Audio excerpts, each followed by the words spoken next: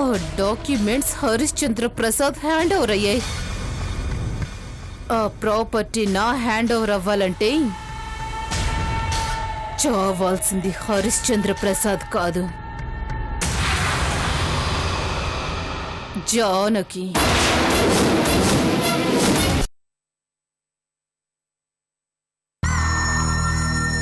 ఎలా ఉన్నావు అమ్మా? బాగున్నాను బాబాయ్. నువ్వెలా ఉన్నావు అమ్మా? ఇదిగో ఇలా ఉన్నాను. అన్నయ్య, ఎంతసేపైంది మీరొచ్చి? ఇప్పుడే అమ్మా. కూర్చోండి.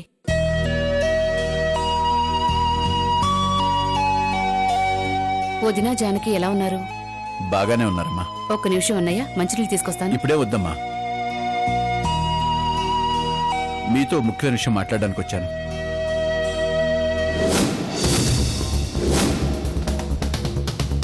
చెప్పన్నయ్యా. విజయ్ లేడా అమ్మా? ఉన్నాడన్నయ్యా. విజయ్, విజయ్!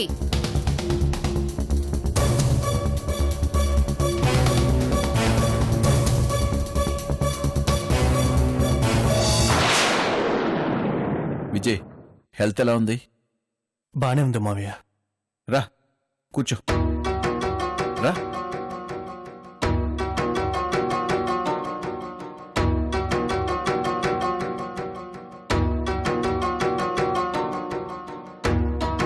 నేను చెప్పబోయే విషయం వింటే మీరందరూ ఆశ్చర్యపోతారు.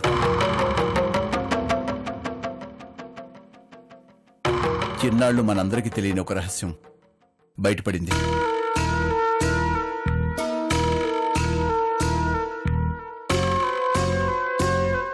ఏంటి మావయ్య అది? నేను మొన్న వెంకటాపురం వెళ్ళినప్పుడు అనుకోకుండా సబ్ రిజిస్ట్రార్ని కలిశాను. అప్పుడు తెలిసింది, మీ తాతయ్య మహేష్ భూపతి గారు ఈ ఇంటి వారసుడైన విజయాన్ని పెళ్లి చేసుకుని అతని ప్రాణాలు కాపాడినందుకు ప్రతిఫలంగా జానకి పేరు మీద తన యావదాస్తిని రాసి రిజిస్టర్ చేశారు.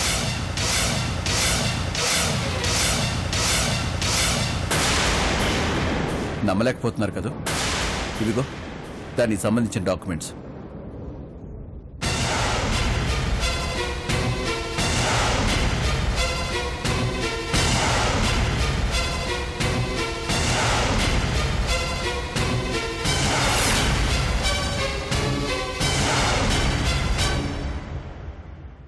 అవునమ్మా, మావయ్య చెప్పేది నిజమే.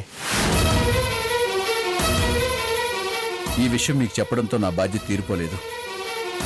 మరో బాధ్యత నా మీద ఉంది. అది కూడా తీర్చుకుందామని ఇక్కడికొచ్చాను.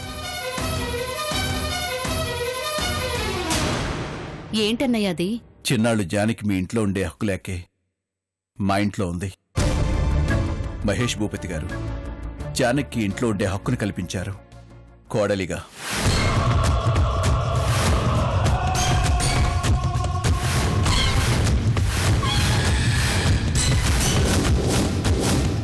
అందుకే జానకిని మీ ఇంట్లో వదిలి వెళ్ళడానికి వచ్చాను. అనుకున్నా ఆ డాక్యుమెంట్స్ ని అడ్డం పెట్టుకొని ఏదో ముడివేయడానికే వచ్చావని. జానకిని విజయ్ని మళ్ళీ కలపడానికి ఈ ఇంట్లో కాలు పెట్టావన్నమాట. ఏ హక్కుతో జానకి ఈ ఇంట్లో ఉంటుంది బాబాయ్? విజయ్కి భార్యగానా, అత్తయ్యకి కోడలిగానా?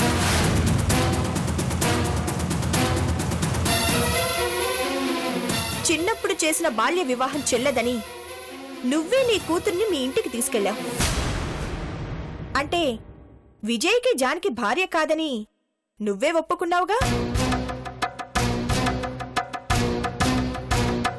అవునమ్మా.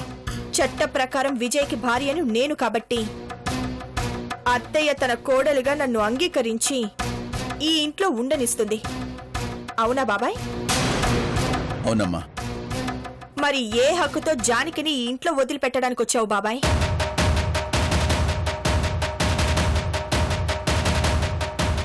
విజయ్కి భార్యగాను మీ అత్త కోళ్లగాను జానకి ఇంట్లో ఉండదు.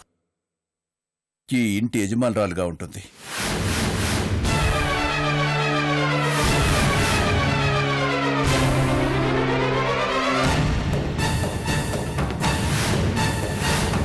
ఈ డాక్యుమెంట్స్ ప్రకారం మీకు సంబంధించిన స్థిర చరాస్తులన్నిటికీ జానకి యజమానురాలు.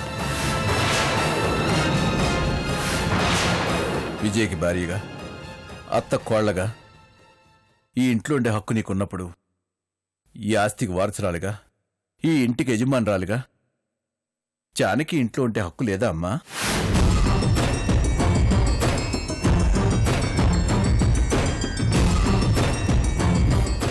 మౌనం అర్ధాంగీకారం అంటారు. నువ్వు ఒప్పుకున్నట్టేగా?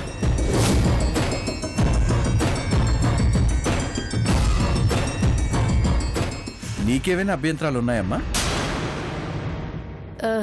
అబ్బే నాకే ఉంటాయి బాబాయ్ గారు. ఏదో ఈ ఇంట్లో పెద్ద కోడల్ని, జానికి ఈ ఇంటి మొత్తానికి యజమానురాలు. అభ్యంతరం చెప్పడానికి, ఆర్గ్యుమెంట్ చేయటానికి నేనెవర్ని? దేవి, నీకేవైనా? అన్నయ్య, మహేష్ భూపతి గారే జానకిని ఈ ఇంటి యజమానురాలుగా నిర్ణయించారు. ఇంక కాదనే హక్కు ఎవ్వరికీ లేదు.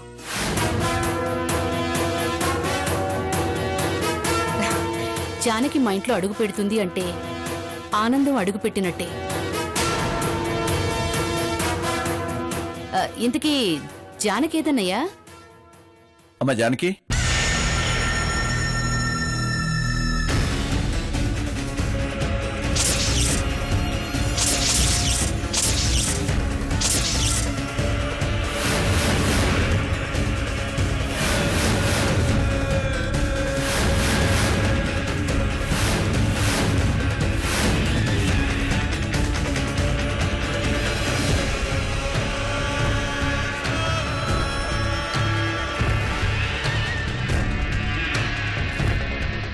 ఆగు జానకి.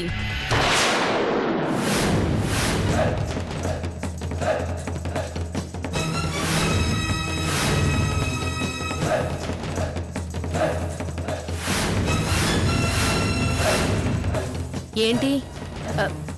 ఏం లేదు పిన్ని, ఈ ఇంటి యజమానురాలు కదా, హారతిచ్చి ఇంట్లోకి తీసుకొద్దామని. ఒక్క నిమిషం, ఇప్పుడే తెస్తాను.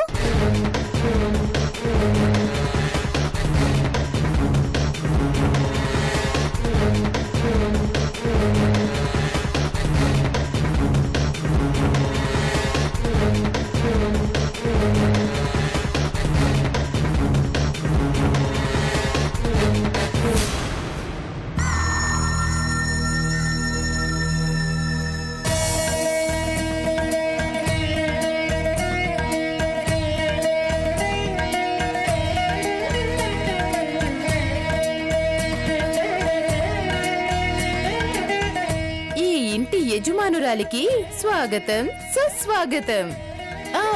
ముందు కుడికాలు పెట్టి లోపలికి రా అమ్మా.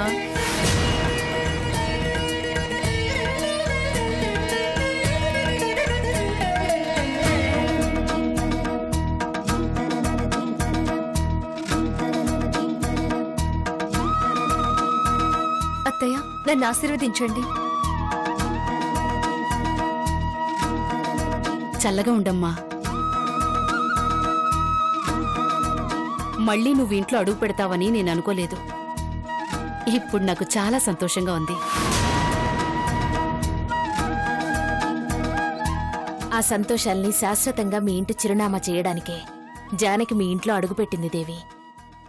ఇంక నువ్వు ఏ దిగులు పెట్టుకోకుండా హాయిగా రెస్ట్ తీసుకో. జానకి, రామ్మా.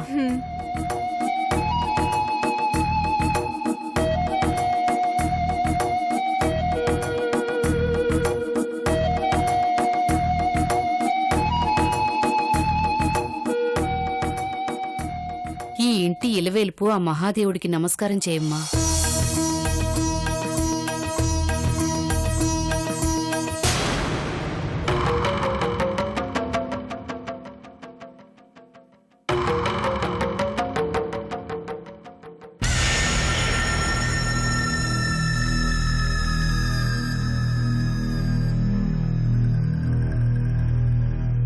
చూసావుగా జానకి, ఇంట్లో ఇంతమంది ఉన్నా దేవుడి దగ్గర దీపం వెలిగించే చేతులే లేవు. ఈ ఇంటి వెలుగుపోయి చాలా కాలమైందమ్మా. చీకటి రాజ్యమేల్తోంది. బాధపడకండి అత్తయ్య, చీకటి తర్వాత వచ్చేది వెలిగే.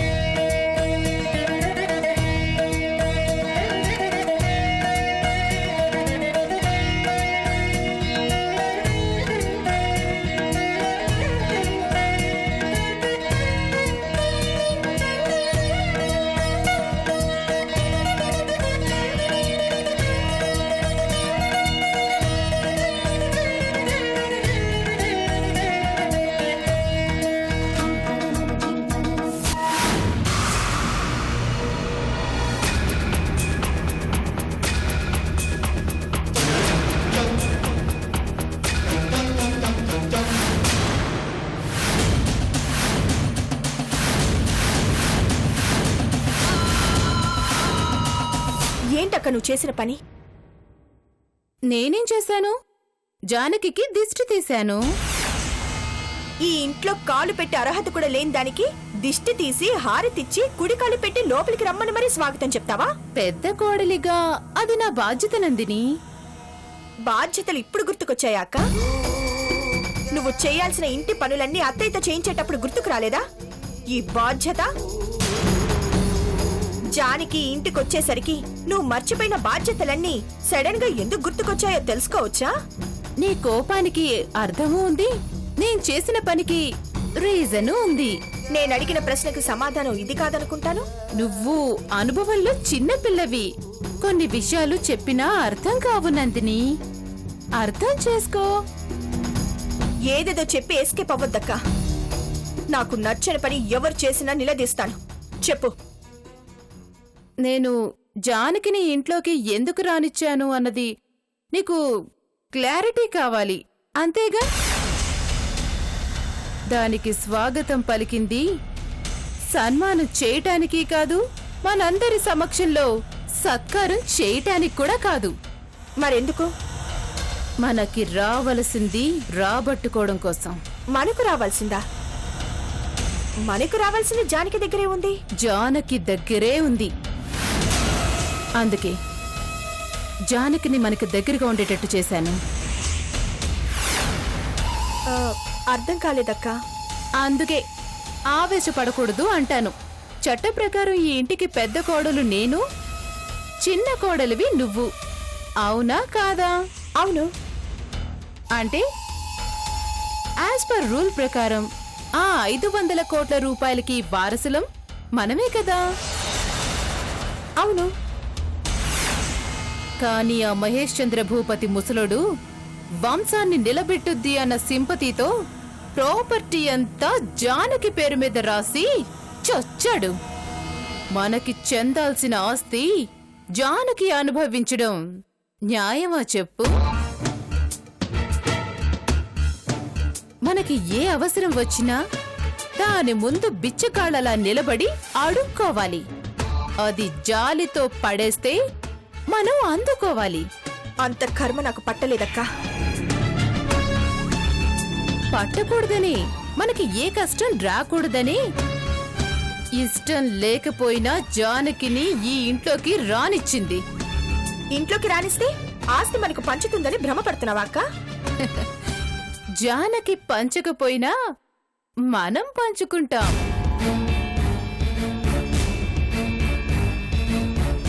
ఎలాగా అని ఆలోచిస్తున్నావా? లేదక్క, డబ్బు కోసం నువ్వు ఇంతగా దిగజారిపోయావే అని ఆలోచిస్తున్నాను. రంగులు మార్చే ఊసర వెల్లికి నీకు పెద్ద తేడా లేదని ఆలోచిస్తున్నాను. జానికి ఆస్తి కోసం నువ్వు నీ క్యారెక్టర్ చంపుకోవచ్చు, కానీ ఈ నందిని చచ్చినా సరే క్యారెక్టర్ మారదు. ఆ 500 కోట్లు నా కాలిగోటితో సమానం. ఇప్పటిదాకా నిన్ను అక్క అని పిలిచి గౌరవించాను, నీ మాటకి విలువిచ్చాను. ఆ విలువని గౌరవాన్ని పోగొట్టుకున్నావక్క. ఇంకెప్పుడు నీ మోహన్ నాకు చూపించకు. నందిని ఆగు.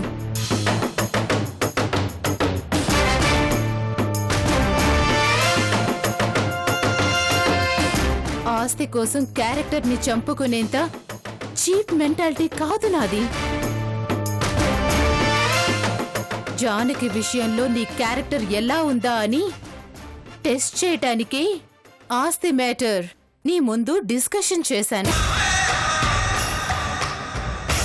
జానకిని ఇంట్లోకి రానిచ్చింది ఆస్తి కోసం కాదు, నీకోసం. నా కోసమా? అవును నందిని, నీకోసమే. నీ కోపం చల్లారడం కోసమే, నువ్వు ప్రతీకారం తీర్చుకోవడం కోసమే. నువ్వు చనిపోయావని విజయ్కి అబద్ధాలు చెప్పింది ఎవరి కోసం? జానకి కోసం.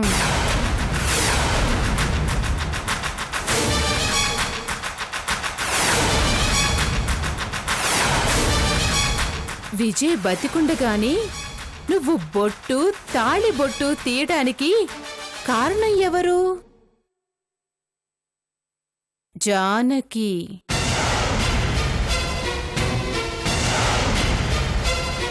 నువ్వు ఎంతో ప్రేమగా చూసుకున్న విజయ్ నిన్ను కాదనటానికి మూలం జానకి.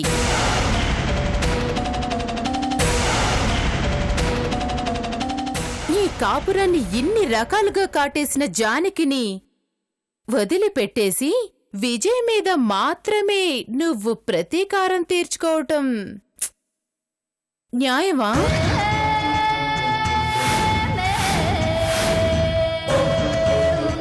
నీకు మనశ్శాంతి లేకుండా చేసిన జానకి ప్రశాంతంగా ఉండటం ధర్మమా? చెప్పు. నవ్వుతూ జానకి స్వాగతం పలికింది నీ ముందు నవ్వుల పాలు చేయటానికే నందిని.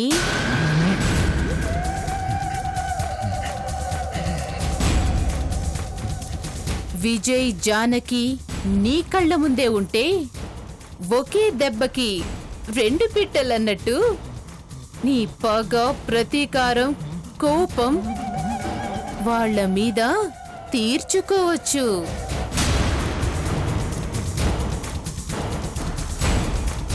నీ కోపాగ్నిని వాళ్ళు తట్టుకోలేక మొలమొల మాడిపోతుంటే అది చూసి నువ్వు ఆనందపడచ్చు.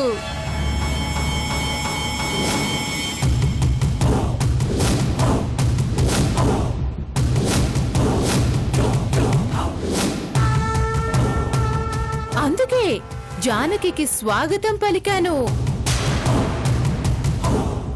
ఇప్పుడు చెప్పు, నేను క్యారెక్టర్ లేనిదాన్నా?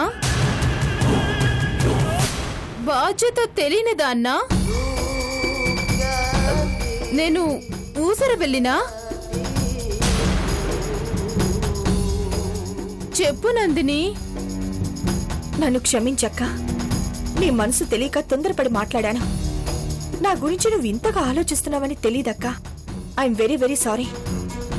నందిని, నీ మంచి కోరే వాళ్లలో నేను ముందుంటానని నువ్వు తెలుసుకుంటే చాలు.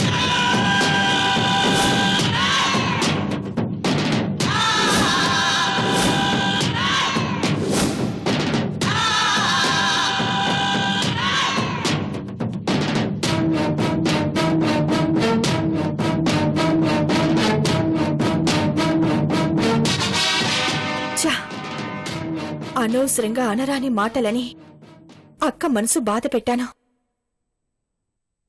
దీనంతటికి కారణం ఆ జానకే. దాన్ని వదిలిపెట్టను.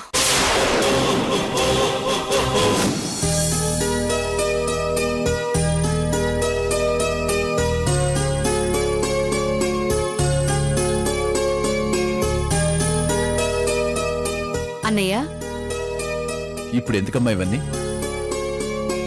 తీపి శుభానికి సూచిక. మా ఇంటికి శుభం జరగాలని కోరుకుని మీలాంటి మంచి మనుషులు నోరు తీపి చేయటం నా బాధ్యత. తీసుకోండి అన్నయ్య. ఆగండి అత్తయ్య.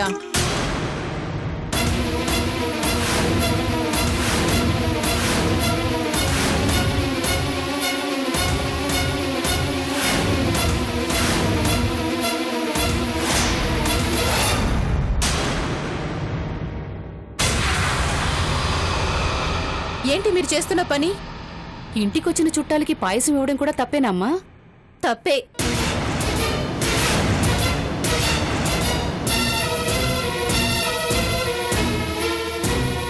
తప్పు కదా? ఈ ఇంటికి పెద్ద కోడల్ని నేనుండగా మీరు సర్వ్ చేస్తారా? బాబాయ్ పిన్ని ఏమనుకుంటారు? మీ చేత గొడ్డు చాకరీ చేయిస్తున్నాను అనుకోరు?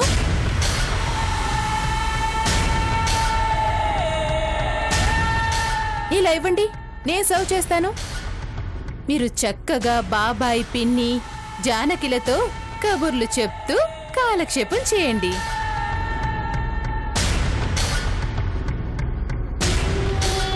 తీసుకో విజయ్, తీసుకోండి బాబాయ్,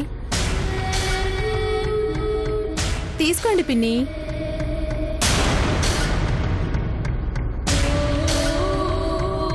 జానకి, అత్తయ్య పాయసం ఎవరికోసం చేసిందో తెలుసా? నీకోసమే. నీకు పాయసం అంటే ఇష్టం కదా? తీసుకో జానకి. అత్తయ్య, మీరు తీసుకోండి.